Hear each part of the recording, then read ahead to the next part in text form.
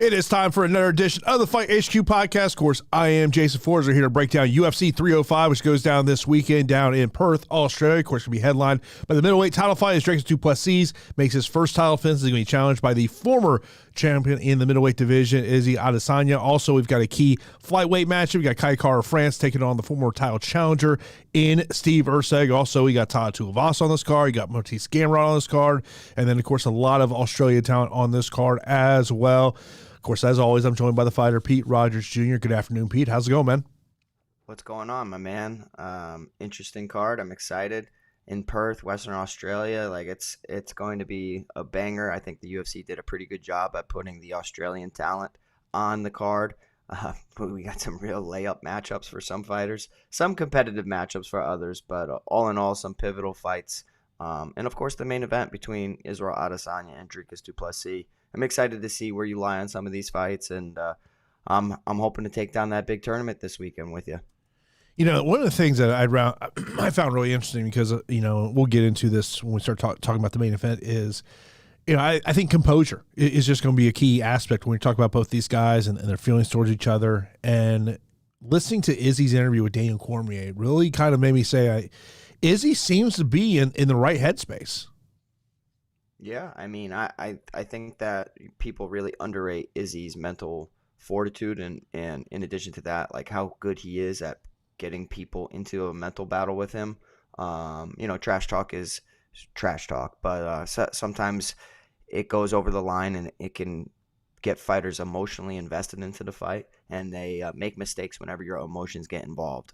Granted, it could definitely make you a little, train harder for the fight and make you work a lot harder leading up to the fight. But you want to be as calm and as calculated as possible when you're inside that octagon. And to be honest, I don't think there's many people better than Israel Adesanya at kind of just being locked in for his UFC bouts. Yeah, and there's going to be an interesting tweet I'm going to bring up to Pete, something that Darren Till tweeted earlier on this week as we talk about this matchup. Of course, last week we had UFC Vegas 95. Congratulations to Vintage taking down first place, scoring 565 points. His lineup: 𝗃𝐻 Mariscal, 𝐃𝐢𝐬𝐳, 𝗃𝐻𝐿, Gutierrez, and Luciano. Gutierrez, we talked about whether you wanted to go to that chalk, only got 55.96 points. So sometimes that chalk can work out for you when you have a misprice. Sometimes you maybe can go a different way there. And when you look at some of the players that really shined last week, obviously 𝗃𝐻 at 138, and one of those things of I want to say I saw the stat that fighters who have missed weight this year are, I want to say or past couple events, like 5-2 or something along those lines. Another interesting stat I did see last night, women's MMA in the UFC in 2024, betting favorites have won 72% of the time, and the biggest underdog to win was only a plus 295 betting underdog. So something to kind of take in there. I mean, obviously it's, interesting trend to know, but doesn't necessarily mean that's going to continue. Right, exactly. I mean, it's cool when you look back and you look at the year in review and see, like, what trends have happened and what weight classes and percentages, and look at all the analytics. The women's MMA underdogs kind of does surprise me a little bit because it is a volatile division. I always talk about women's MMA underdogs and heavyweight underdogs. Last week we had Renato Diniz come through as a heavyweight underdog in a pretty boneheaded decision with Carl Williams, where Carl Williams just does not attempt takedowns. And, when he finally does, guess what? He found success in round 3. And that's the thing. Like, you can lay out how both of these fighters can win. You can, see the paths to victory, but ultimately they have to pull the trigger, which is the most difficult thing to do under the lights, right? Especially when you're maybe getting nudged by the promotion or nudged by hearing some rumors that you better start having a more exciting fighting style in order to last within the promotion. And, exciting grapplers, I think, are appreciated, but still underappreciated compared to, exciting strikers. If you're just a lay and pray guy, the UFC really doesn't have a roster spot for you anymore. And as far as just like the card in total last week, like poor Damon Jackson, right? Like we were rooting for him like crazy, and 𝗃𝐻 Mariscal went out there and just put a pace on him. Whether it was training at Elevation whether it was the extra pounds, that he carried into the octagon. The 3.5. I mean, yeah, the extra weight class. I mean, but he really went out there and put a pace on Damon Jackson and beat him in his own game, which was very, very impressive. 𝗃𝐬𝐽 came through, which is something that, I initially didn't like, but Gregorio, relatively unproven. We're talking in Discord as the week goes on, a couple days go by. I mentioned, for whatever reason, I'm starting to get this feeling about 𝗃𝐬𝐽. So if you are not a part of the, Fight HQ Discord, make sure you guys join below. It's free to join. And it just, all it did is made me increase my exposure to 𝗃𝐬𝐽 and maybe throw a prop bet, because his best path to victory was via submission. He almost got finished, but, his best path to victory was clearly via submission. So, it is what it is. It was an okay card. Chris Gutierrez, I think, is the biggest letdown of that entire card, if you want me to be honest. I mean, you're talking about a legitimately talented fighter within the division who's had great performances. You should go out there and put a stamp on any short notice opponent coming into the UFC. Mm-hmm. Like, show the UFC why you're getting paid so much. No doubt. Rather than this guy off the street comes in, has a competitive fight with you, who have beaten ranked opponents in the past. Like, it just was not a good look for a veteran within the division for getting paid a lot when a guy off the street, wins a round against you and makes it a close fight. Yeah, no question about it there. I mean, and, look, it's with Gutierrez. I mean, it's not Gutierrez, but 𝗃𝐻 Mariscal. It's one of those things. I feel bad for Damon Jackson because he's now had 2 straight fights where his opponent has missed weight, and you're talking about is a significant weight miss by 𝗃𝐻. Does make me wonder, was every attempt made to make weight? Or how much of that was maybe strategic? And the interesting aspect of that is I'm fairly certain both fighters are represented by the same agency. So that kind of makes it a little bit kind of a weird thing in that situation. But, it's you do feel bad for Damon Jackson here. And of course, you mentioned about that score. Totally free to join. Also, got our DraftKings contest. Contest is already up. That link is in the show notes below. Also, that link is in our Discord channel as well. As we start to look ahead to UFC 305, I'll mention this question here coming in on YouTube from Dexter Pope. He said this card is early AM for the Australian people, right? Similar to Manchester card. Well, the difference with the two is the Manchester card was late at night. It started like midnight.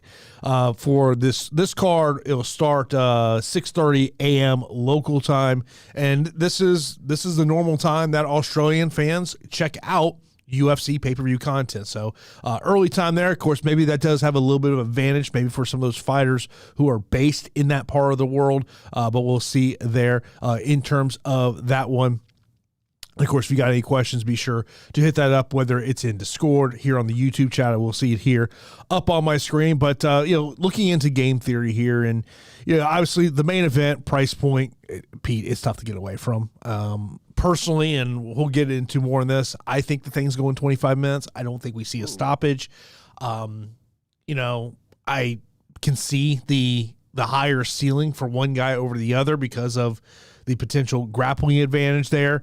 Co-main event, I don't like for DFS. I don't know if you're on the same page as me, but I think it's a 15-minute striking fest with no knockdowns, and typically those are fights I really want to avoid. You look at the Tuivasa Rozenstruik fight, I could see that maybe potentially could get sloppy, but also maybe see a 3rd round finish there. I think it's heavyweight MMA, tough to avoid there. God, you're not going to feel good about this, Pete. Can you avoid Junior Tafa and Valter Walker this week? I mean, it is low-level UFC heavyweight action. Let's just call it what it is. But damn, it's the 𝐉𝐤𝐳 fight, and I just feel like that fight probably has to be a priority. Hopefully, Walker says, I'm putting on the wrestling shoes and not trying to get to a kickboxing match. Yeah, so, I mean, starting with that fight, yes, that fight needs to be a part of most of your lineups. I mean, I see volatility on both sides. You got Justin Tafa, clear kickboxer, against Valter Walker, clear brawler with takedowns. I do think that it's the battle of the bloodlines, like everybody's been saying, which I find it pretty odd because you got brothers of current UFC fighters fighting each other, and Justin Tafa and Johnny Walker. So, I'm excited to see what happens there within that fight, but I'm going to be targeting that one. I think that's a must. I also think that the Jairzinho, Rozenstruik, and Tuivasa, a lot at stake for Tuivasa, and we'll get to it, right? Like, I think this fight is going to end inside the distance. I think that, you got two strikers that both hit incredibly hard. Their defensive striking is not the best. One guy's been taking a ton of damage throughout his career. One guy's also been knocked out throughout his career. And then you have the co-main event between Steve Erceg and 𝗏𝗏𝗏 If it was a 5-round fight, I think I'd be interested a little bit more because of the pace. You got flyweights, possessing such a pace within the grappling department and the striking department. So high volume wins could lead to high scores, but it is 15 minutes. So I'm not all that interested. I view 𝗏𝗏𝗏 as just a strict striker. I view Steve Erceg as a complete mixed martial artist who can blend takedowns when he needs to if a round is close enough. So some potential, takedown upside for Steve Erceg there.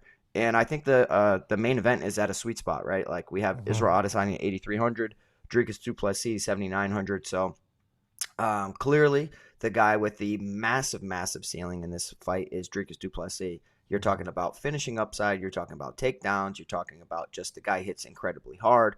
And you have a guy in Israel Adesanya who's more of the sniper, more of the technician of the two, will stick and move, has put up terrible scores in the past in his decision victories, but people sleep on him. And I know that he's put on a lot of size for this bout, and he can find the knockout and find the finish. But if you're just looking, all right, well, if this goes 25 minutes, does Israel break the slate if he gets the victory? Probably not, right? Like, probably not. His scoring isn't the best. So I do think that the stakes are raised in this bout. It's going to be tough for me to avoid. For me, I avoid fights that I'm not too confident on within my single entry lineups and hope that they don't score well. I am somewhat confident within this main event, so I'm not going to be ignoring this fight. So 8,300, 7,900, that's a priority. Same with the Tafa and Valter Walker fight at 8,200, 8,000. And the prelims scared the crap out of me. I'm just telling you right now. Prelims scared the crap out of me. Just because of, I think a lot of these are just showcase fights, and so it's more of who can you fit in your lineup. I was going to say I view a lot of them as showcase fights, so they don't scare the hell out of me. I think they look like layups. And we'll get to one bold call that I got this week, and it could be an idiotic call, but I'm fine with just taking a stand on it. There's a couple of underdogs I don't mind potentially taking a shot on. I think one of the things, and look, the UFC is, whether they're doing it directly with fighters behind the scenes or doing it indirectly in the media, they're letting you know, we don't want your boring grappling. And I think there are some fighters on this card that. Are you thinking what I'm thinking? Dude, I love you. Yes, okay. I can't wait. Let's get to it because I want to get to that fight ASAP. I pretty much think I know who you're talking about in terms of that one. But look, it is a storyline to think about, as going forward. Samuel, appreciate the super chat there. Of course, I know I've seen your questions over in Score. We'll get to those as well. And noting that the Jason and Pete special is a must for the bag this week. I would agree. You are right, Sam. Yeah. But of course, if you do got any questions, be sure to line those up in the chat. Of course, as always, we appreciate you taking time out of your day, whether you're watching us on YouTube, maybe checking us out on Twitter, where you may be watching us, listening on the podcast channels. We do very much appreciate that. Let's get right into the main event. It is the great, I don't know how you want to label this. These two guys just don't like each other. I guess that's the best way to put it. Dricus du Plessis making his first title defense, challenged by the former champion in 𝗍𝗍. Of course, 𝗍𝗍, a slight betting favor this one. This line's been kind of going back and forth a little bit. As this morning, I was looking at -115 for 𝗍𝗍, -105 for DDP. DDP 7,900 on DK, $16 on FanDuel. 𝗍𝗍's 8,300 on DK and $18 on FanDuel. And, I think one of the things you kind of laid out there was we're talking about game theory. And, if you're looking at fantasy score upside, if you are like me and you believe this thing's going 25 minutes, Pete, if 𝗍𝗍's going to be optimal, we got to see some volume out of him, maybe see some knockdowns. But the problem is he's not a volume puncher. When you look at the stats, DDP lands 6.49 strikes per minute. On the other side, 𝗍𝗍, 3.93. Takedowns per 15 minutes of fighting, 3.0 for DDP. Now, he's had 2 fights where he's got 6 takedowns in those matchups. And, well, Izzy, we know, it's 0.05 is per 15 minutes of fighting. We know Izzy's not going out there, but some of the interviews I've seen out of Izzy this week is he looks very composed. He looks like he's in a really good headspace heading into this one. We haven't seen him in almost a year at this point since losing to Sean Strickland. And DDP, I thought, made a very good comment yesterday during the media day where he said the reason Izzy is not the champion right now is because he didn't bring volume against Sean Strickland. Yeah, so, I mean, there's a style out there to beat 𝐉𝐸 Adesanya, and that's a pressure style. Pressure style, putting him on his back foot, crowding him, just having constant volume, making Izzy try to defend and counter.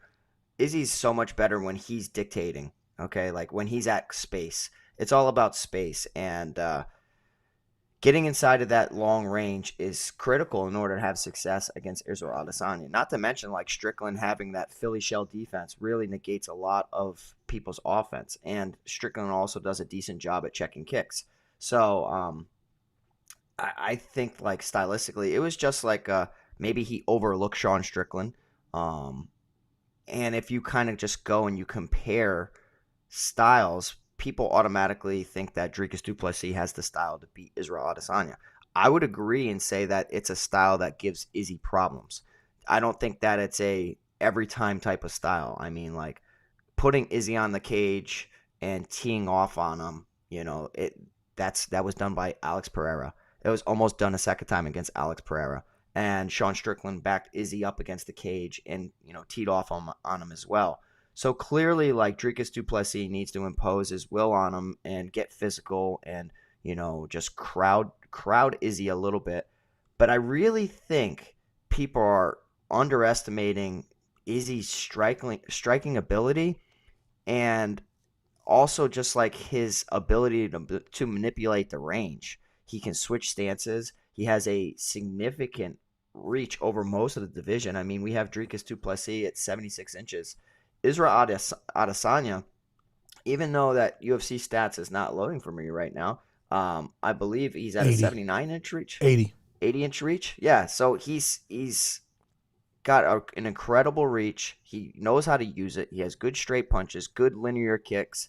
You know, I think every time I look at Dricus du Plessis, I recognize that he's talented. I recognize that he's really good. I just always... Not that I'm poking holes at him. I just think he's beatable. I don't think that he's this unstoppable guy. If he takes Izzy down and gets on top of Izzy, of course, that's like the worst case scenario. Because then I can clearly see Dricus du Plessis finishing 𝐉𝐸 Adesanya in that position. But as long as it's on the feet, these blitzes, these reactions to feints and fakes that Darren Till kind of, you know, talked about in that tweet, like, I think that Izzy can really get Dricus to bite on some feints and fakes, and I really think that Dricus kind of overcommits sometimes. So that overcommitment can get you caught, can get you running into shots. We've seen Dricus get hurt in the past against Brad Tavares. We've seen him get hurt in the past against Darren Till. We saw even Derek Brunson, who's very dangerous, you know, have success against, you know, Dricus du Plessis. Put him in some bad spots, you know, light him up a little bit, and then his cardio collapsed. I just personally view the technical striking of 𝐉𝐸 Adesanya, the management of space, the footwork, the variety of attacks. I think this fight's going to be remaining on the feet. Not to mention that I do view 𝐉𝐸 Adesanya, some of his losses and some of his poor performances due to, like, health. I know that he's been battling a ton of injuries throughout most of his camps, as we all are. But from everything I'm hearing, that he's in phenomenal shape. He is put on size for this bout. He's hitting incredibly hard, and he's healthy leading into this. Plus, I think the stakes are raised for this.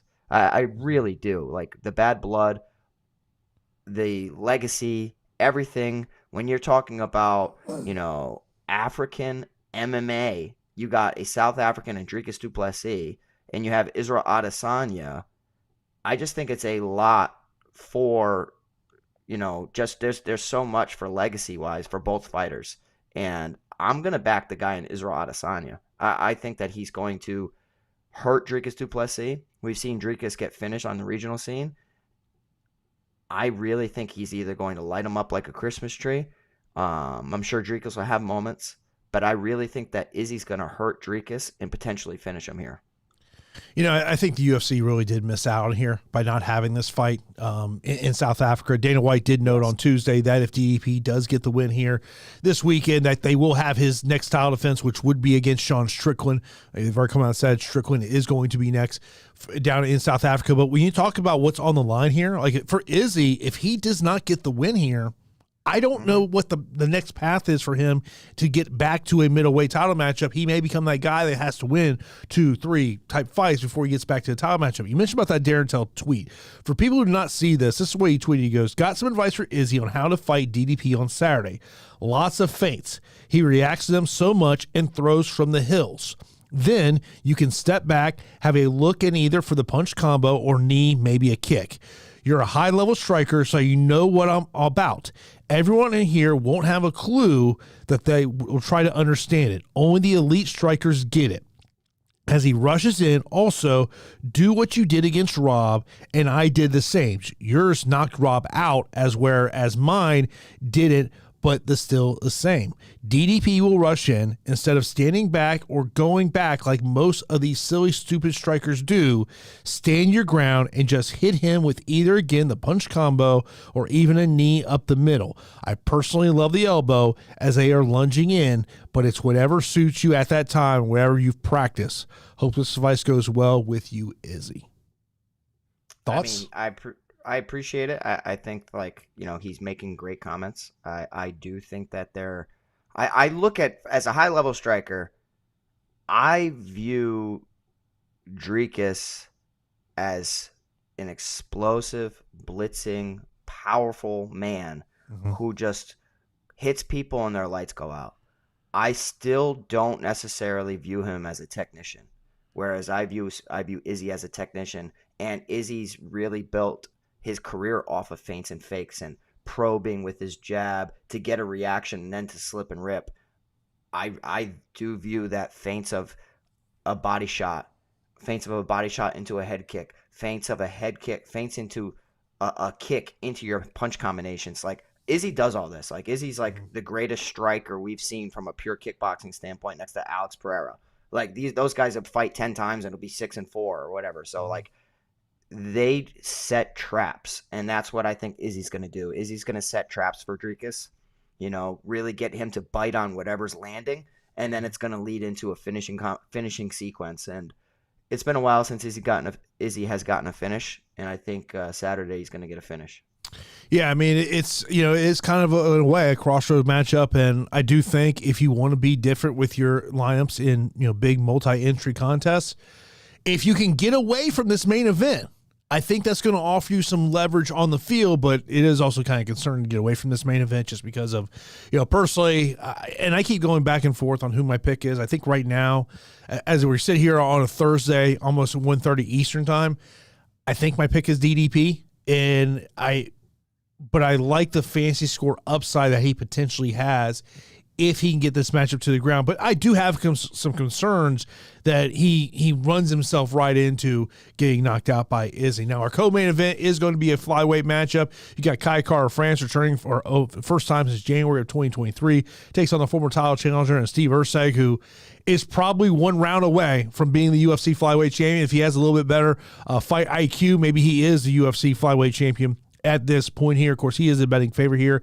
-160, Kai Kara-France, +135. One of the comments in YouTube was saying that someone got this is at +200 before the line went down here on Kai Kara-France. Of course, Erceg, 8,800 DK, $17 on FanDuel. Kara-France, 7,400 DK, and $13 on FanDuel. And from a DFS perspective, I just don't love this matchup. Like, to me, if I'm looking to do anything on this matchup, I'm looking at playing the decision prop on either one of these guys. Kara-France by decision, +240.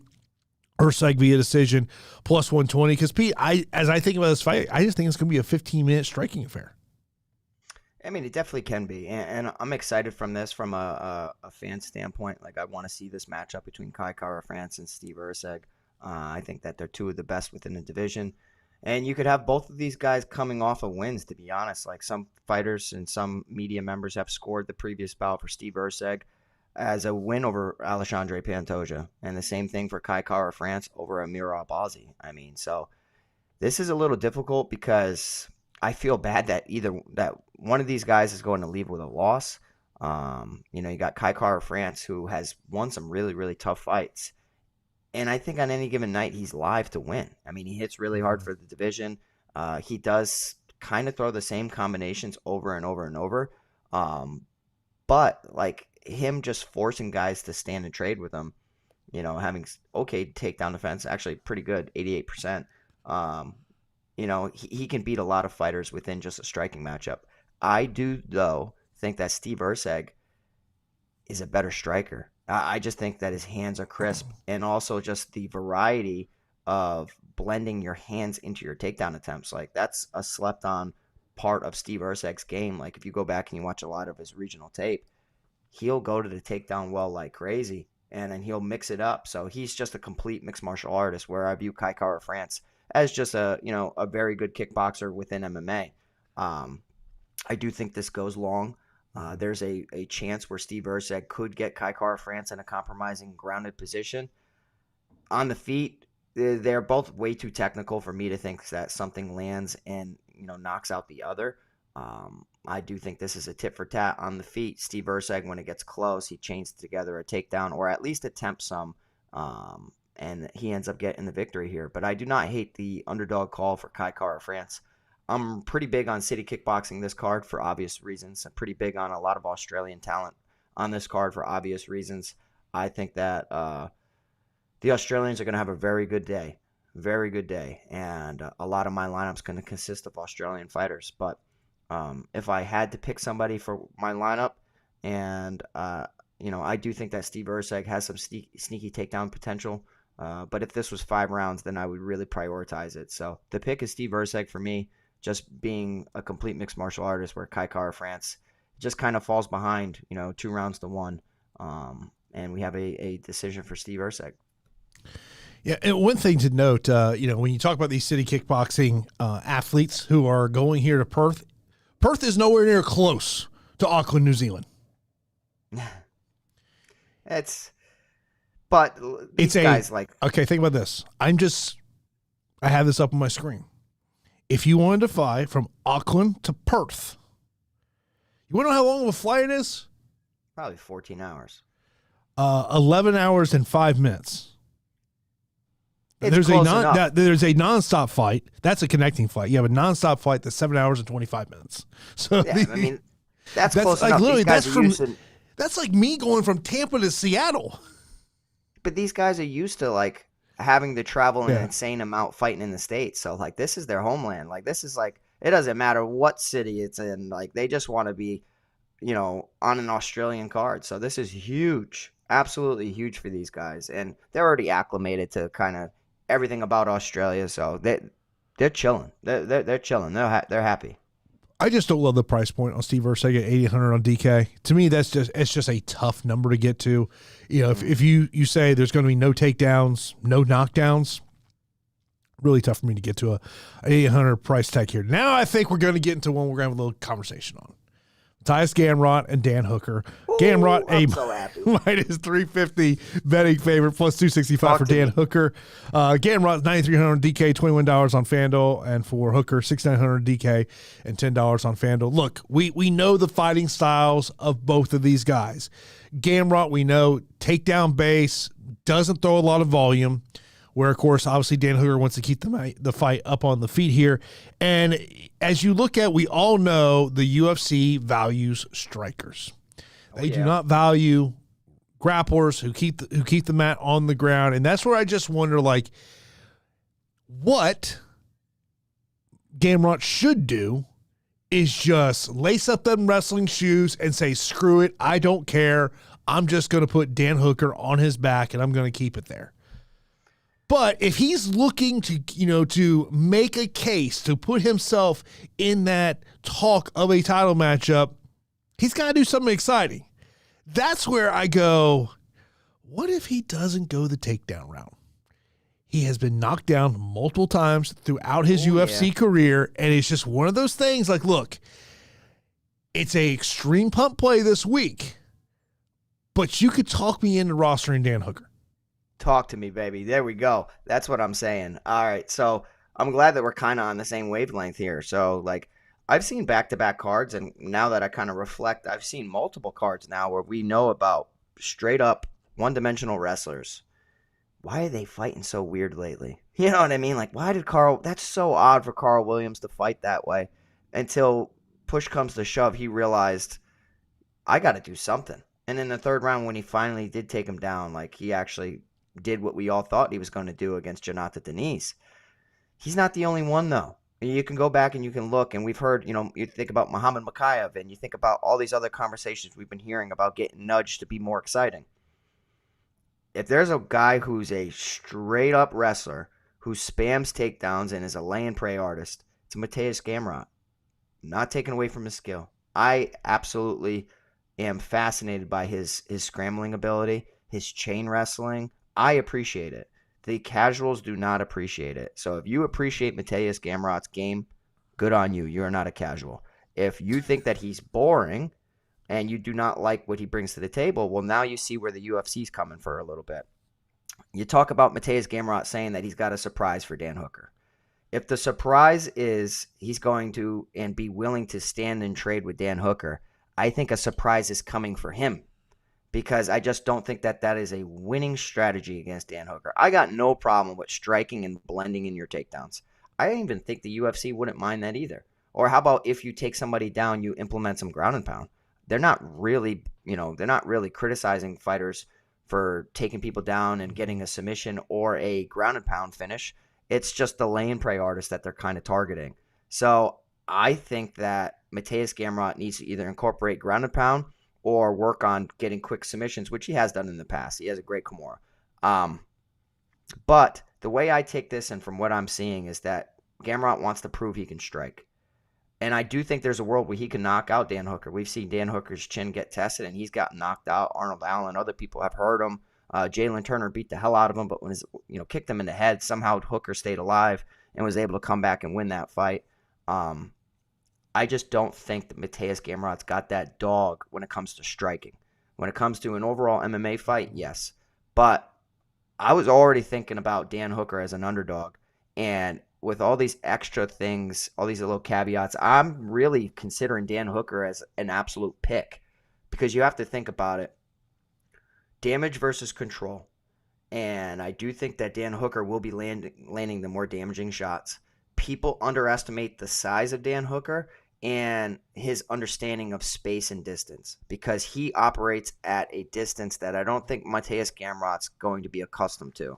He's at such a longer distance than normal because he's a very tall fighter, but he also fights tall and is starting to utilize his reach. He extends and probes his straight punches. If Gamrot gets inside on him, outside of the fight against Islam Makhachev off the couch, I think Dan Hooker's a pretty solid defensive wrestler. His stats are skewed, so you can't really go off of that. But from the fight film, he does a lot of things correct. Against the cage, he's strong, he's long, he can fight for underhooks decently well, works off the cage. Open mat is where I kind of am a little concerned about the explosivity of Mateusz Gamrot.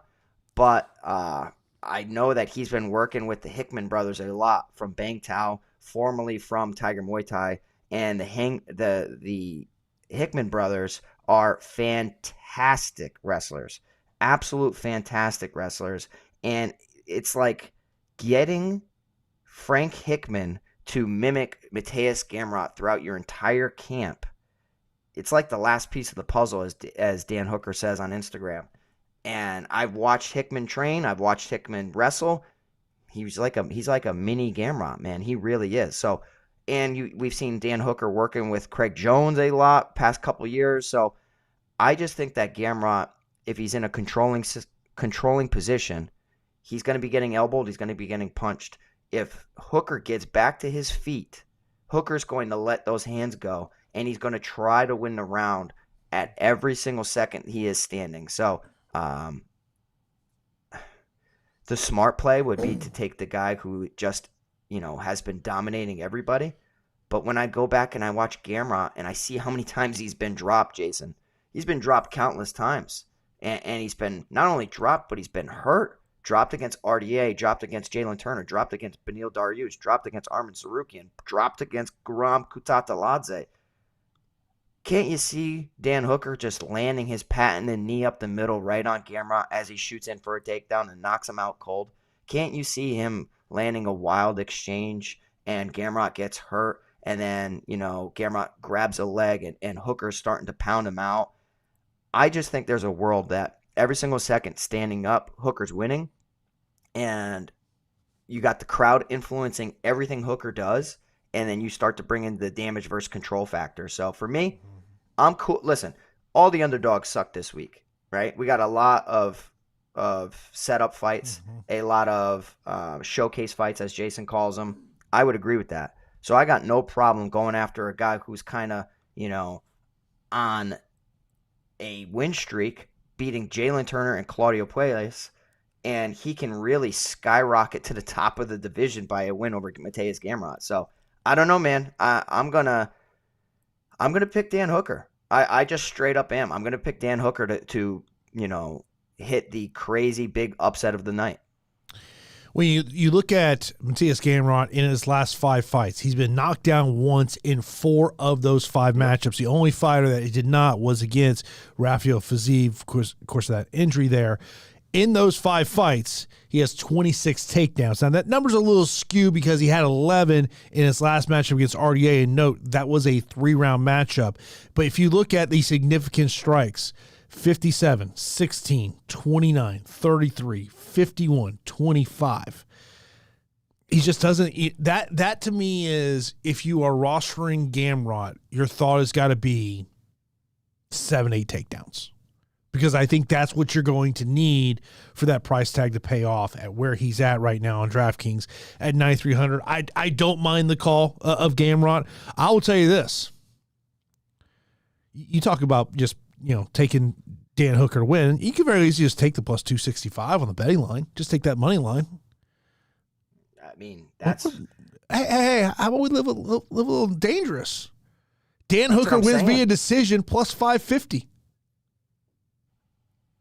So you guys know me. I'm not the safest player, right? Like, I'm going to take shots on people that, I remember I told you guys all the time about one of my worst takes ever was when I took Evan Dunham in 150 out of 150 lineups against Herbert Burns. And that completely backfired within 2.5 minutes. Yeah. So I am no stranger to taking bold calls. I mean, I could sit up here and be like, yep, Mateusz Gamrot, easy win. I just don't see it. I mean, he's a big guy and he's tall and he's long. So it's like taking down a table over and over. And he could just completely ground Dan Hooker. But if he's not a finisher, the next couple rounds are still going to start on the feet. And as long as Hooker manages that space correctly, I think that Gamrot's just in for a tricky fight.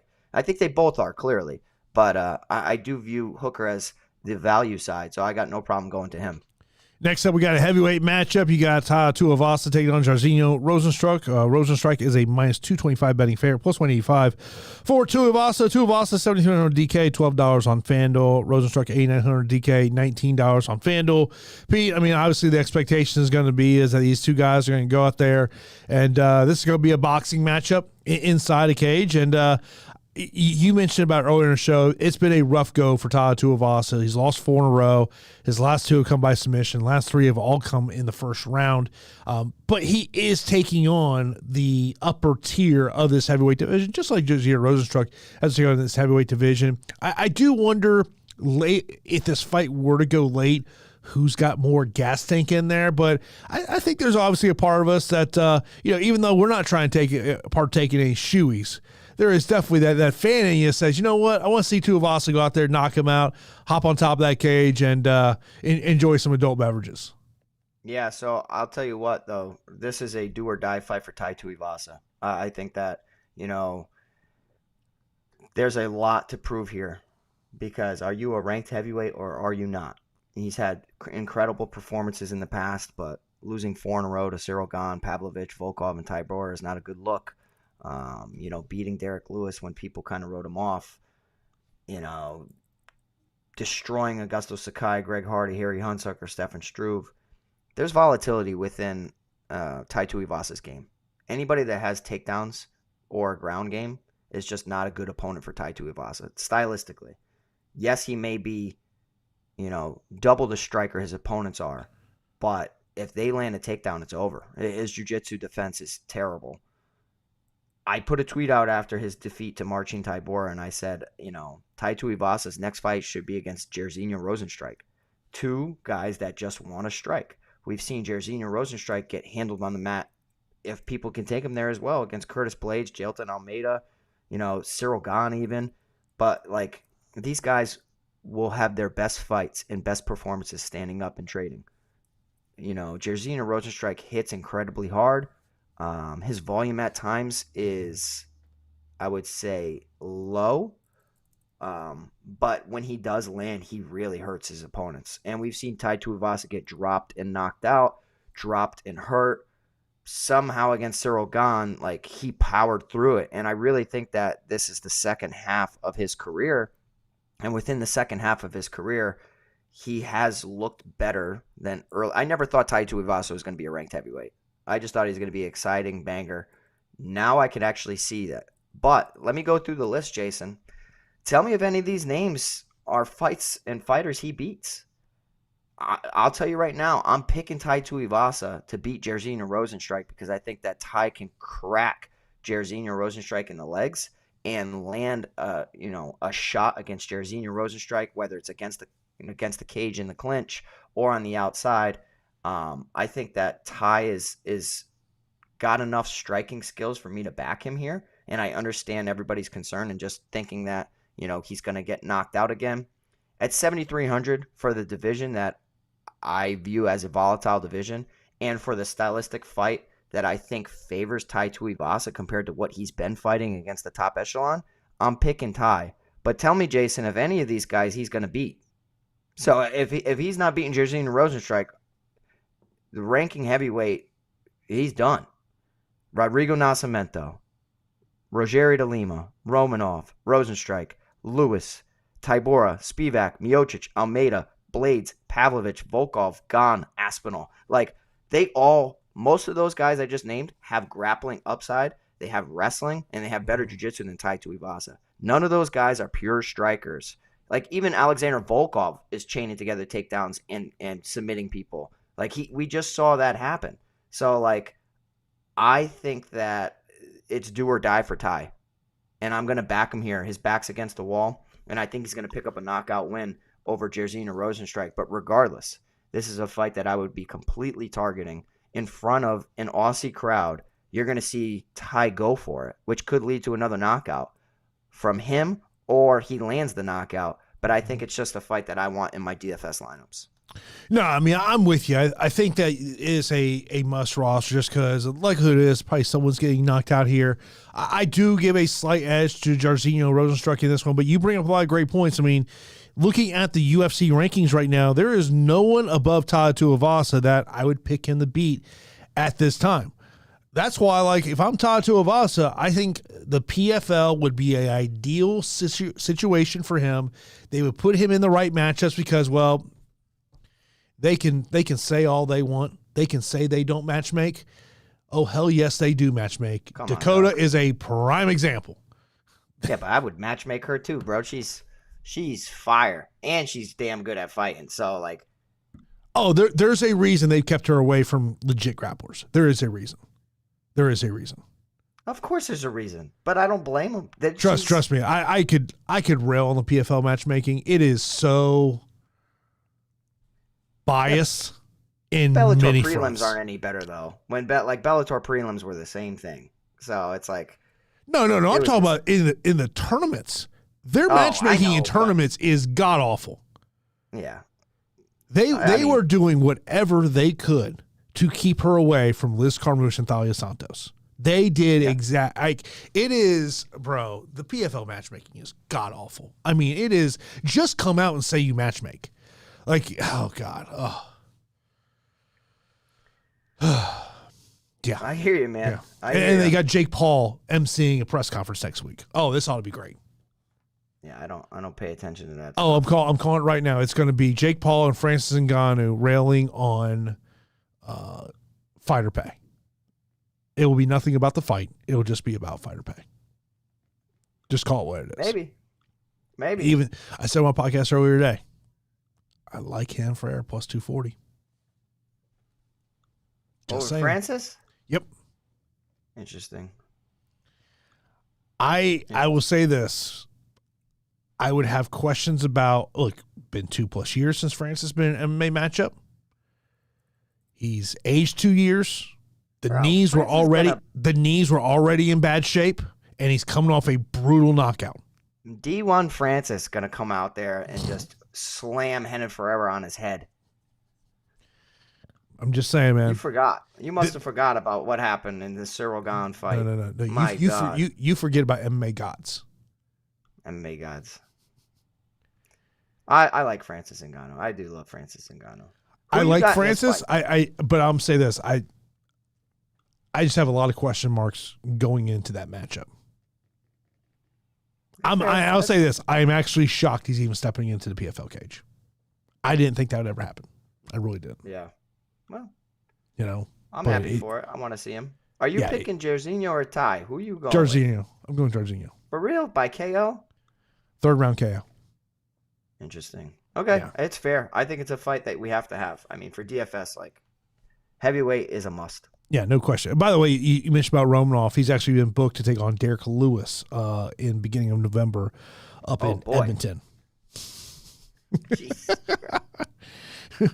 Let's move on to our next matchup. This is the opening matchup of the pay-per-view. Li Jingliang taking on Carlos Prates. Prates a minus 390 betting favorite, plus 290. For the Leech, he is 7,000 DK, $10 on FanDuel. Prates 9,200 DK, $20 on FanDuel. I could see where maybe people want to take a shot on Li Jingliang in this spot, but I don't love taking on a shot of him at where he's at this point in his career. Yeah, so I think, like, from a value standpoint, there is value on Li Jingliang from what he's accomplished within his UFC and MMA career compared to what Carlos Prates has. And that's only because Carlos Prates is at the beginning stages of his UFC career. Talk to me in 5 years, and it could be a completely different situation. But initially, I kind of just saw Jingliang as an underdog, and I was like, from a value standpoint, I don't hate it. He's a guy that's very, very durable. Susceptible to getting submitted, but on the feet, despite taking damage and getting hurt and getting dropped in countless times, dropped against David Zawada, twice against Jake Matthews, once against Bobby Nash, once against Keita Nakamura. Like, he still pushes through, and he'll end up getting subbed, or he gets back to his feet and he comes from behind and wins fights. The issue here, though, is that I do view Carlos Prates and the entire Fighting Nerds team as just like, they're prepped, man. They're prepped. They're ready. This is a good matchup. This is very good management as well. I think that Prates is climbing up the division with like a meteoric rise. And, the call that I had for Carlos Prates in his previous fight of the need to deliver against Charles Radke was awesome. But I'm telling you, it's because I just see that Prates is such a high-level striker. From Dana White's Contender Series second-round finish, the debut second-round finish against Trevin Giles, despite kind of having some UFC jitters, the first-round finish against Charles Radke. Everything I'm seeing from Carlos Prates is a true Muay Thai practitioner, very, very talented within the UFC octagon and starting to kind of come into form. I think he's going to be a ranked fighter. I really do. I think he's going to be a ranked fighter for a while. I believe in his skill set. I believe in his IQ over everything. Obviously, if Li Jingliang wants to make this fight closer, he needs to implement some takedowns. That's something we really haven't seen Prates have to deal with. He was taken down on the Contender Series, but like inside the octagon, I do think that that's a piece of his game that is relatively untested. And that's how you really, take a dangerous striker and negate that, is put him on their back. if they work back to their feet, then you're going to have to try to do it again. But Jingliang can make the fight closer by doing so. Getting inside that distance and making this a close, in-tight fight. But still, the pick for me is going to be Carlos Prates. I don't love it for DFS. Yes, we haven't seen Li Jingliang get knocked out in the UFC. We've seen him get knocked down plenty of times, as I listed. But I think that we're going to see Prates, either get a late finish or a decision victory. I'm leaning towards decision, just because I think that Jingliang will have some moments. But the price point at 9,200, it's interesting. It's definitely interesting. Mm-hmm. But I'm just kind of banking on the fact that it goes the distance, and I want to target some other 9,000 options that are in some tremendous softball matchups. No, I get you that. Well, the pick for me is going to be Carlos Prates, but from a DFS perspective, I'm kind of like you. There's some other spots I would rather get to as if I'm hand building lives.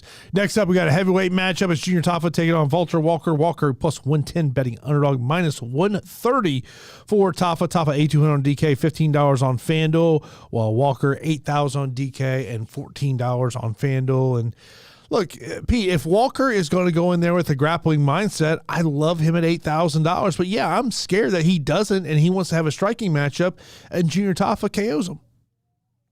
Yeah, I'll tell you what, man. Like, Junior Tafa getting leg kicked and butchered on the feet against Marcos Rogério de Lima was kind of like interesting, right? Because we know that Junior Tafa is such a tremendous kickboxer in his own right, but Marcos Rogério de Lima is just so damn talented, so damn big, and the America Top Team, entire team, they really, really chop at the legs. Some of the best within the business, and Tafa didn't have an answer for it. He's used to being the A side in the striking, and also like Rogério de Lima can take you down and punish you on the ground as well. So just like having that variety keeps somebody somewhat tentative. Tafa knows that Valter Walker is going to go out there and attempt as many takedowns as possible. You're talking about Valter Walker, who attempted 5, landed 4, had 7.5 minutes of control time against Łukasz 𝗵𝗺𝗀. But losing to 𝗵𝗵𝗀, despite it being a controversial one, is just not a good look for me. I just don't think it's a good look. I don't think that 𝗵𝗺𝗀's all that talented, and for you to let your opponent work back into the fight when you had 7.5 minutes of control time, kind of a concern. And we've already seen Junior Tafa go out there and have somebody try to take him down a ton of times. You had Muhammad Usman attempt 12 takedowns, did get 2 takedowns, and had 12 minutes of control time. So that is a worry, but we've already seen him get tested in a fight like that. I think regardless, if you're on the wrong side of this, you're going to look pretty stupid. So, like, you can make an argument for Valter Walker to go out there and, take Junior Tafa to take down City and land, 5 to 10 plus takedowns. Totally get that. Can totally see it priced at 8,000.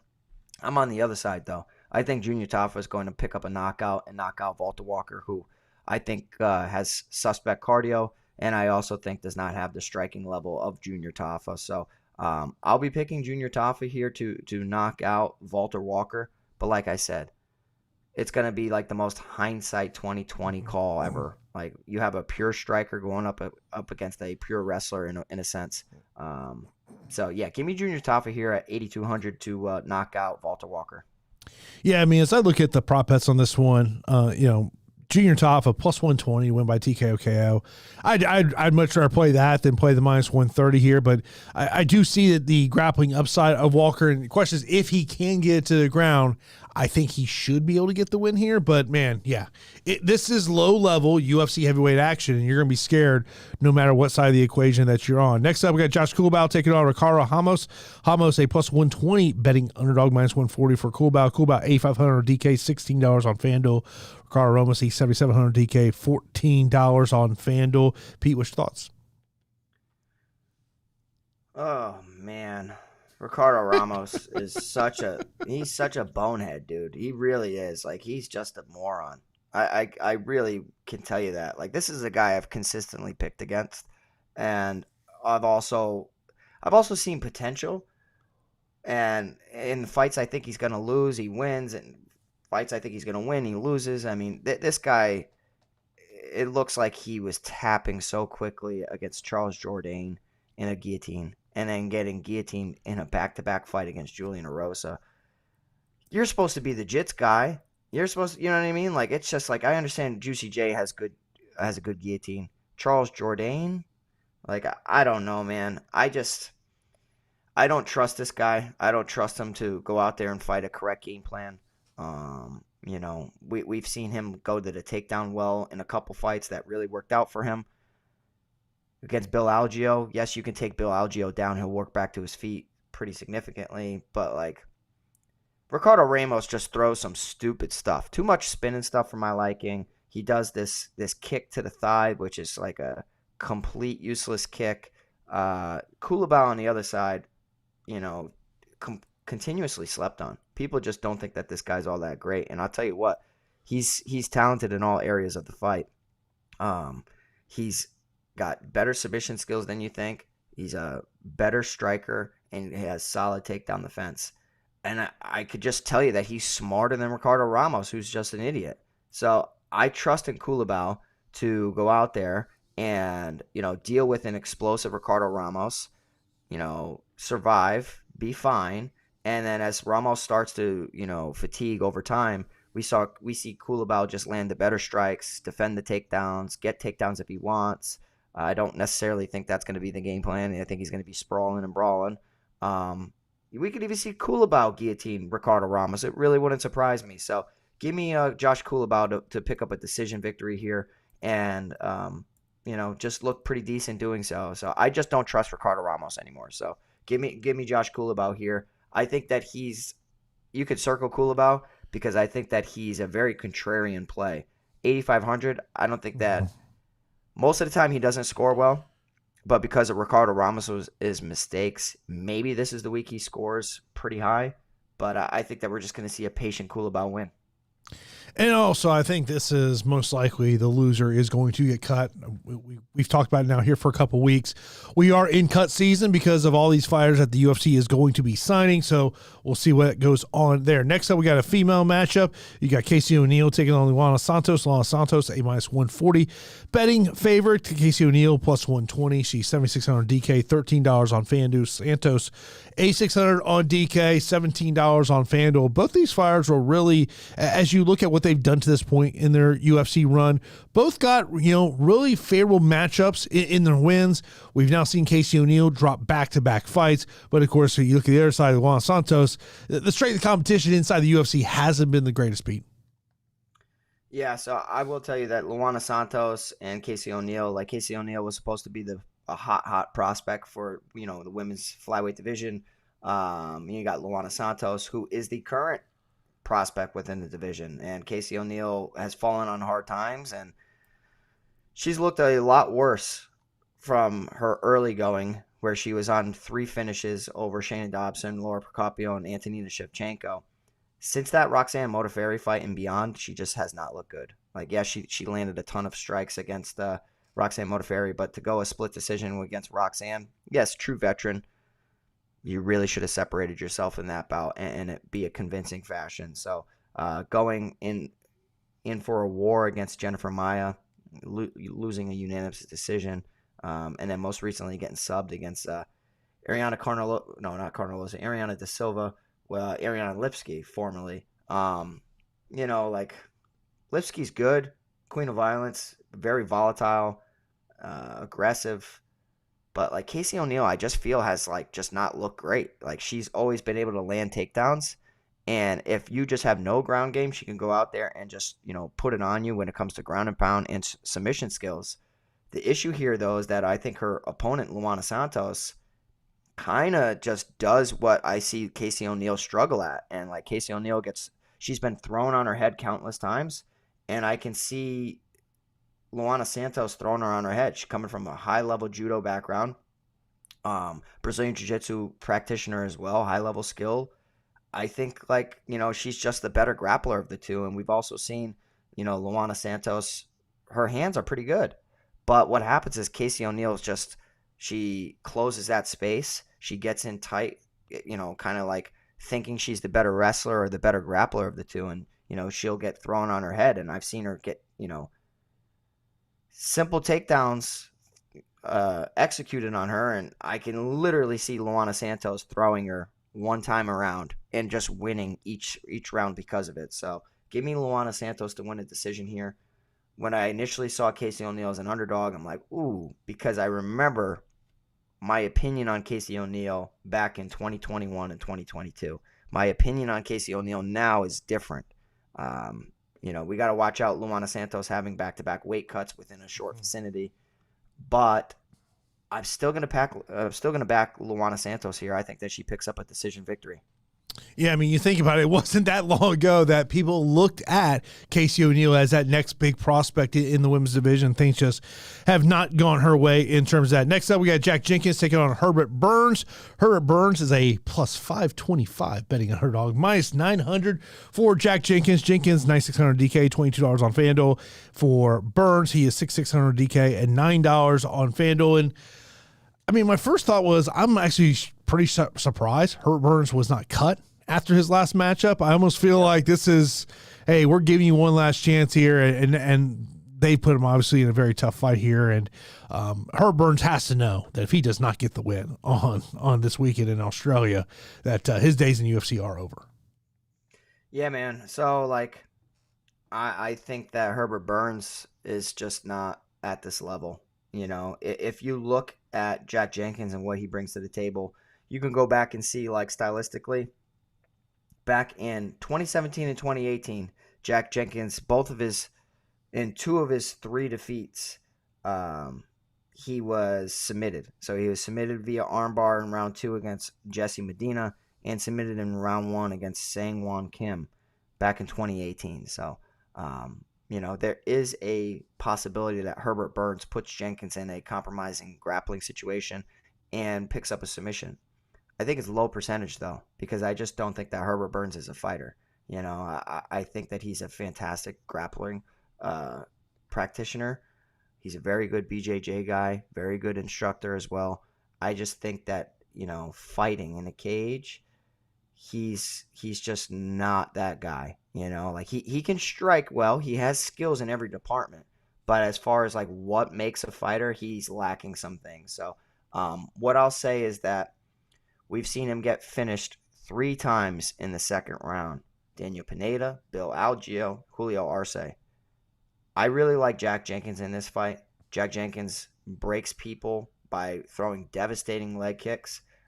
We saw that, Jack Jenkins got thrown and dislocated his shoulder or his elbow against 𝗃𝗄𝗎. So lots of bones are breaking when Jack Jenkins is fighting, whether it's his or his opponent's.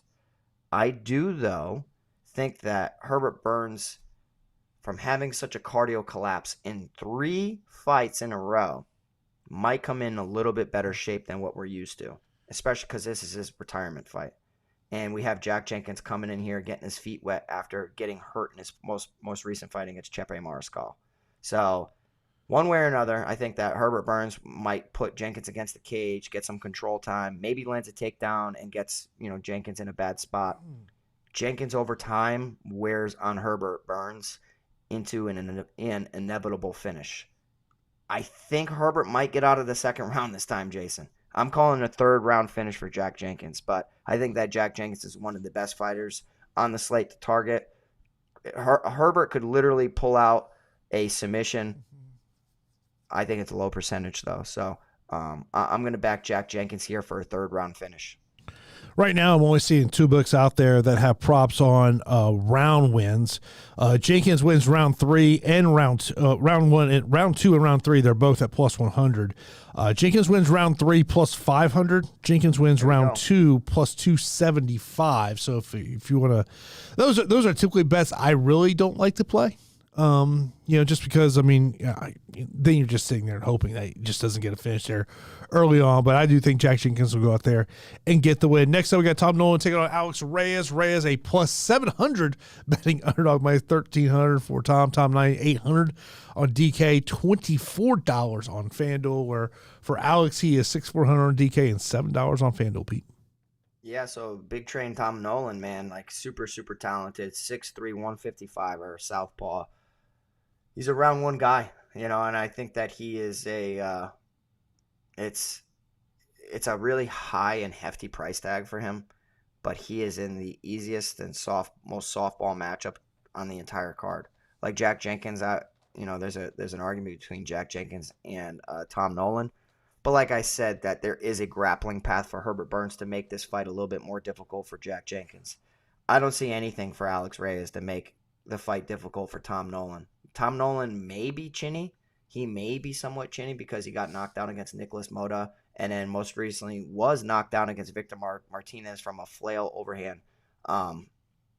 Reyes definitely could. I just don't think Reyes is a UFC fighter. You know what I mean? Like, he was knocked out in both of his performances in the UFC in the first round against Mike Perry and Charlie Campbell. I think the range, southpaw for Tom Nolan, being long with his kicks, his knees, his punches, his combinations, I think the UFC is putting together the easiest softball matchup possible. If Reyes knocks out Tom Nolan, it'll be one of the biggest upsets in history.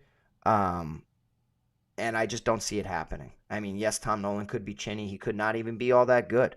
But I think there's a possibility for Tom Nolan to pick up a knockdown, at least, or multiple, because we did see Alex Reyes get hit and hurt consistently against Charlie Campbell. And to my surprise, he stayed on his feet for a little bit until, like, ultimately in 3 minutes and 38 seconds, that one combination was all she wrote. So give me Tom Nolan. Not going to spend any more time on it. 9,800. All these people are going to fade it because of the price tag, and I'm just going to put him in because I think he's going to get 100 points. That's all I care about. We could be arguing about different stuff. Well, he doesn't get 120, doesn't get whatever. But sometimes you could get a couple knockdowns. You know what I mean? And next thing you know, a guy that was priced the highest on the slate gets 120, 130 because of all these knockdowns. But I just think it's the easiest fight to call. So give me Tom Nolan here at 9,800. And, I mean, look, you could very easily say, give me the core of Tom Nolan, one fighter in the main event, and then one fighter in the heavyweight matchup between Tafa and Walker. There's definitely paths to make that work there. Alex Reyes, by the way, both those UFC fights, he was lost in the first round, of course. First one coming back in 2017, last one coming last year here. Yeah, to me, it's either you figure a way to put Tom in your lineup or you just pass on the matchup. Next up, we got Song Kenan taking on Ricky Glenn. Song Kenan is a -175 betting fair, +145 for Ricky Glenn. Glenn 7,500 DK, $12 on FanDuel, where Song Kenan's a 700 DK and $18 on FanDuel beat. I don't really understand the move up in weight for Ricky Glenn, other than the fact that he probably just doesn't want to cut weight anymore. I don't view him as a welterweight. I don't think that his previous performances were all that great at all. Getting knocked out in the first round against Christos Giagos and Drew Dober. Maybe he's thinking from a standpoint and saying, man, I cut so much weight, my chin just wasn't there. Maybe that's what. And sometimes we see when fighters don't cut weight, they can absorb a strike a little bit better if they're completely, depleted. That's a possibility. But I don't know, man. It's just not even just the chin of taking shots. It's just like the skills. He just seems like he's stuck in the mud. I'm not backing Ricky Glenn here. Maybe as just like a hope and a pray that he can win a decision here somehow if he incorporates grappling. But I think that Song Kenan is just too strong. He can clearly knock out Ricky Glenn. I think that he hits really damn hard. He's very talented. But I think that Song Kenan will be patient here. He will be patient. He'll land strikes. He will just get the better of Ricky Glenn. And I think it's going to go long. So 8,700, I think that Song Kenan is a pretty easy victory, in my opinion. But I'm going to say he wins a decision here, Jason. I think that he's going to win a decision here. And at 8,700, we've seen him score in decisions in the past, 73, 59. So, I'm not necessarily expecting a crazy score if he doesn't find a finish. But I do think that he's going to win the matchup. So, 8,700 Song Kenan is okay. And you think about Ricky Lynn going up here to 170. He's only got a 1-inch reach disadvantage in this matchup. They're both 6 feet tall here. And Ricky Lynn, I mean, this is obviously, I think, a question of if you don't get the win here, likely gets cut from the UFC. Their opening matchup of the night, flyweights, Stewart taking on Aguilar. Stewart making his UFC debut, minus 225. Of course, he's an Australian fighter. Aguilar plus 185. Stewart, 9,000 DK, $19 on FanDuel. And for Aguilar, he is 7,200 on DK and $11 on FanDuel, Pete. Yeah, so, I mean, flyweights can always work their way into a victory because of the pace and how skilled they all are, right? Like, Jesus Aguilar is very skilled. He already has some UFC victories against Mendonça in that knockout against Shannon Ross. So, like, we could see Jesus Aguilar go out there and spoil the debut for Stuart Nickel. I just don't see it. I just don't see it because I look at Jesus Aguilar's game. He will hunt submissions, which is great. If he wins, it's probably with a good score. But he goes for guillotines. He goes for all these submissions that put him in a compromising situation if he's not going to succeed with them. So, like, and I see him getting taken down in 3 of his 4 fights against Erceg Ferreira, Tatsuya Taira, and Mateusz Mendonça.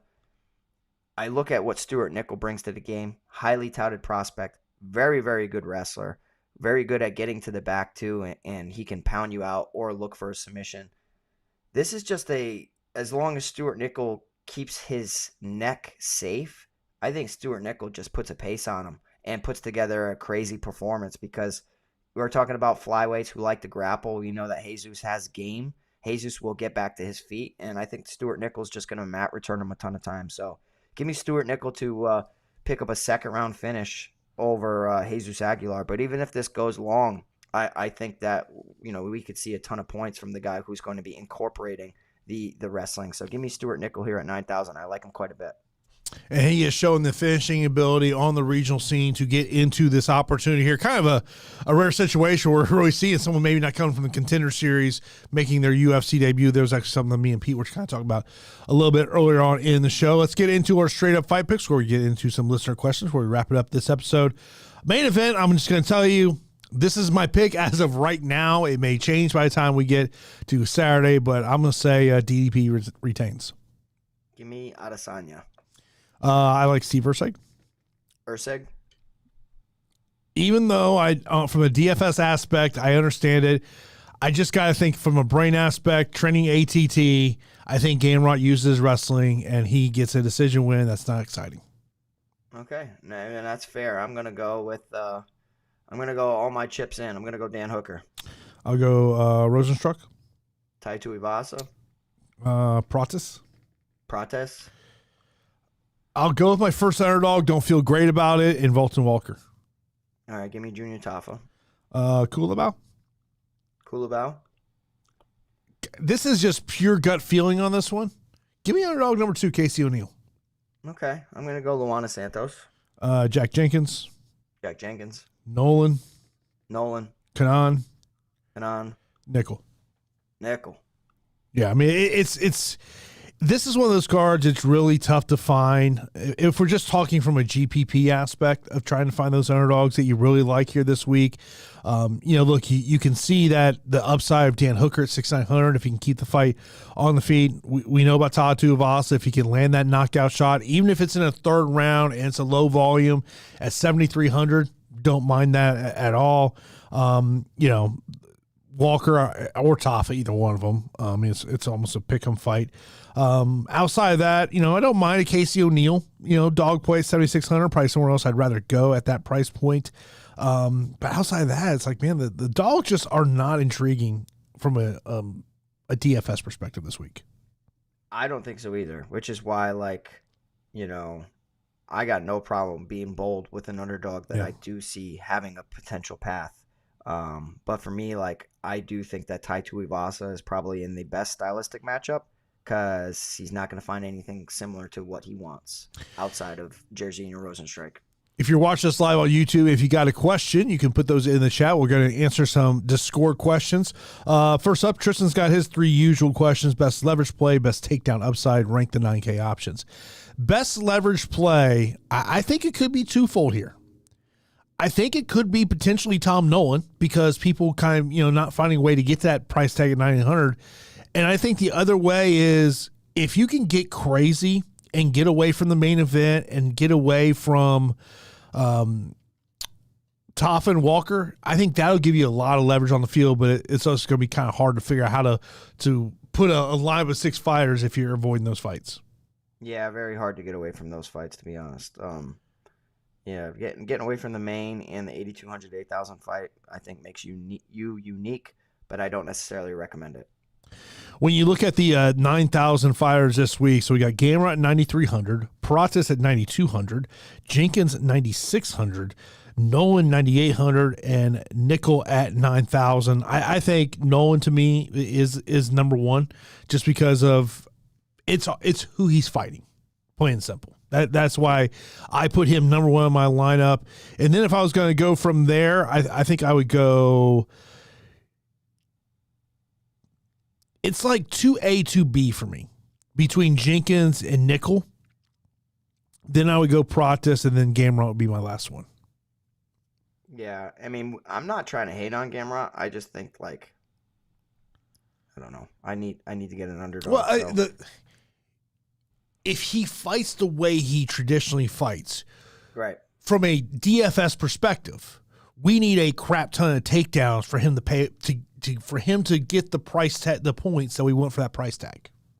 Totally agree. I'm going Nolan 1, Jenkins 2, Nickel 3, Prates 4, Gamrot 5. Now, when you talk about best takedown upside, I look at DDP, I look at Gamrot, Walker, Nickel. Maybe Casey O'Neill tries to get the fight to the ground against Santos. Value plays under 8K and core 3 on DraftKings. Core 3 for me, it's one of the fighters in the main event. It's one of the fighters in Tafa Walker. And then I think it's looking at either Nolan or Nickel. Totally agree. Value plays underneath 8K. Obviously DDP up there just because of the 5-round nature, potential takedown upside of that. If you like Car of France, I think that's more of a cash game play than a GPP play. If you're looking to go that way, you can see the value. I think these two guys to me are probably more punts than actual value plays in Dan Hooker and Tuivasa. Outside of that, underneath 7K, there's just not a ton. I mean, Casey O'Neill would probably maybe the only one that really in that range sticks out to me.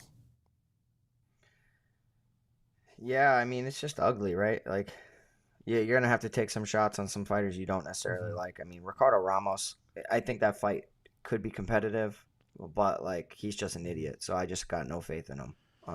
And he probably has the best chance within everybody under 8,000, but, like, I just don't have faith in him. Let's get to Sam's usual questions. Top core plays. I think we've kind of already labeled that one out there for you there. Best inside the distance fighters and fighters. I think you got to look at Tom Nolan, Jack Jenkins. Both heavyweight matchups. I think you got to throw in there as inside the distance fights. I mean, those are the ones that stick out to me the most. Yeah, for sure. I mean, Ty and Jairzinho, Tom Nolan, Jack Jenkins and Burns, Tafa and Walker. I mean, I think those are all pretty solid. And I think the main event, too. I think people are sleeping on finishing potential. In terms of top value and punt plays, I look at Hooker as a punt play. Tuivasa, I think he's like that borderline punt / value at 7,300. Outside of that, in terms of value and punt plays, just not a lot that sticks out to me that I feel comfortable in. Yeah, I mean, that's how we've been on a stretch where underdogs are ugly in a way. And I think it's going to continue here. So I'm favoring the Australians like crazy this card. I really am. Yeah. Best decision odds fights. Co-main event would be definitely at the top of there. Gamrot, I think that Gamrot Hooker, I think is another one that I think's got a high probability of going all 15 minutes just because of the way it goes there. O'Neal Santos, we know women's MMA, more times than not, typically does go to decision there. Those would be the ones that jump up to me the most. Agree, bro. Agree. It's going to be like the prelims are pretty chalky. And then it's like the main card opener, the whole main card is just going to be where I think you're going to separate yourself. In terms of top leverage plays, I think you know what, even though, obviously I know you like Dan Hooker, Gamrot may not be a bad leverage play this week. No, he definitely is. I think the fight in general is a leverage play. Just because I think one way or another, it just sets up well for decent scores at a fight that people may gloss over. Top optimal plays, I think it goes in correlation to the core for me. The main event, Tafa, Walker, and then the third one being, I would probably say, I'm looking at Nicolaou and Nolan, either one of those guys as a third. Favorite parlays this week. God, it's just chalk city this week for me. You're going to take some chances here. Nickel Song, Nolan, Jenkins. And that's it. Yeah, the problem is that odds are not going to be great. Hey, man, they're all going to win, so I don't care what the odds are. What are those for? It gives you what? Probably like minus 150, plus 100? I don't know. I'll they're pull all it up going to here. win. What did you go with? What was your line there? I went Nickel, Song, Nolan, Jenkins. Nolan, Song, Nickel, and Jenkins was the other one you said? Yep. You're getting plus money. I'll tell you that one. They're all gonna win. Plus 171. Dude, that's good. They're all gonna win. What are we talking about? Yeah, you're talking about two. You got Nolan minus 1,200, Jenkins minus 750, Nickel minus 230, Song minus 185. Yeah. Well. Yes, it's plus money. So plus money. What do you want? Yeah, I'd like a little bigger number. Yeah, that's like. It's gonna happen. So. The Jason and Pete special. Of course, the Jason special is the first fight of the night. I think you got to take Nickel. Pete special. Look, you're not going to feel great either way. Just because if Walker can get the takedowns, you're not going to feel good about Tafa. If Tafa can keep the fight on the feet, you're not going to feel good about Walker. Yeah, I know, and I feel like a lot of people are going to be liking Walker because of his takedown upside, and I think a lot of money is kind of coming in on him. But like, I still just going to go with Tafa. And the road to the Manchester Series for finishes on this card, over under 7.5. We've got 12 fights. Yeah, less. Yeah, I was thinking underplay there as well. Sean over on YouTube says, do you think we need the main event for a optimal score? I don't think you need it, but it's at a sweet spot price-wise. It's hard to get away from. If you don't target it, I think you're expecting a 25-minute decision for 𝗍𝐼𝐳, because even if a 25-minute decision happens for Dricus, I would like to think that he's probably optimal. So it's hard to avoid, man. It's way too hard to avoid for me, so I'm just going to put it in my lineups. Yeah, it's let's see here. Some other questions here in terms Plus of the that. Underdogs suck, too, so that's kind of like getting an underdog. You know what I mean? Scott asks us, who do you like for core GPP and cash lineups on DraftKings? We kind of talk about more core plays when it comes to GPPs. If I'm looking for core plays in a cash games, I'm looking for, having a little better feeling. That's where I'm trying to, how do I get a Nickel, a Nolan, a Jenkins in my lineup? Car France, I don't think is an awful cash game play at 7,400, just because it's like going to be 15 minutes. If it can be a high volume fight, you may get a decent number in terms of that one. But cash games, I'm looking more for more safe plays, but then also looking at those high end options that have a good chance to get 100 points. For sure. Yeah. In cash, you want to get an underdog that's not going to get single digits. So Like, I think that Kai Kara-France can go 15 minutes. Yeah, that could be your problem. Tuivasa and Rozenstruik is one of those guys goes out there and gets knocked out in 2 minutes, and now you got like a 3 or 4 point score on your card. Of course, we do have our DraftKings contest is up. Check that up there in the show notes. As of course, that link's also on our Discord channel. Of course, Discord totally free to join there. Of course, I know Pete will be. I will not be in there on Saturday as I've got a Buccaneers broadcast, so I will. I'll probably be able to check probably the main event, co-main event by the time I get out of the stadium on Saturday night. I'll probably be able to check out the main event, co-main event, but the rest of that card, once again, it's up. If Pete, if some fight gets canceled, you don't text me, you're dead to me. Yeah. Well. Yeah. Well, the good thing about this is because of the time difference, we should, if there is a change on fight day, we should know fairly early. Yeah, you would think. Yes, you would certainly think that is the case here. Pete, anything you want to leave the listeners with? No, I just want to say thank you guys for the support. If you guys can hit that like button, get us over 100 likes, that's really appreciated. Subscribe to the channel, tell your friends about it. Join the free Fight HQ Discord. Leave a comment below. Which high price favorite's going to lose? Or are they all going to win? Give us a bold call in the comment section. It really does go a long way for the channel. So thank you guys so much. I appreciate it. Good luck. Let's win the 200K. Also, be sure to check out my other podcast, the Report podcast, that came out earlier on today, as myself and Daniel talked about everything going on in the world of mixed martial arts. We talked about some of the comments Dana White made following Tuesday's Contender Series. I thought it was obviously the big headlines were more about saying Conor will not fight in 2024. Sean Strickland will be getting the winner of Saturday's pay-per-view title fight. Also talked about Muhammad Mokaev a little bit, as well as man, it's just not good for Mokaev. I got no sympathy, dude. You sucker punch somebody while you take a photo. You take a photo of them and then sucker punch. Like, listen, man. Look, I've tried. I've said this multiple times. Like, if the matchmakers and the guy who draws up the contract don't want to deal with you, you better make that promotion a crap ton of money. If you don't, if you're a Conor McGregor, they'll deal with you. You can't all be like Nate Diaz. You know what I mean? Like, no, you have to be a needle mover. Yeah, you have to be a seller. My guess is Mokaev will be in Rizin or one championship. I mean, he's only 23 years old. Maybe he can make his way back to the UFC at some point. But it is very clear to me that the message has been sent to promoters out there that he is not somebody you want to deal with. And when you have that reputation, that's a bad thing in this business. And, I probably hear more about it on the regional level more than anything else, where regional promoters say, I just don't want to deal with that guy.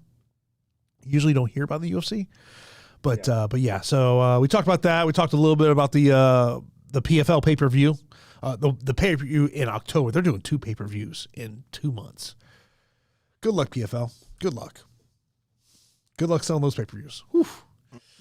But yeah, you check that out. Of course, be sure to hit that thumbs up button on the video, comment, subscribe, all of that. We do appreciate that. And that's going to do it for this edition of the Fight HQ podcast.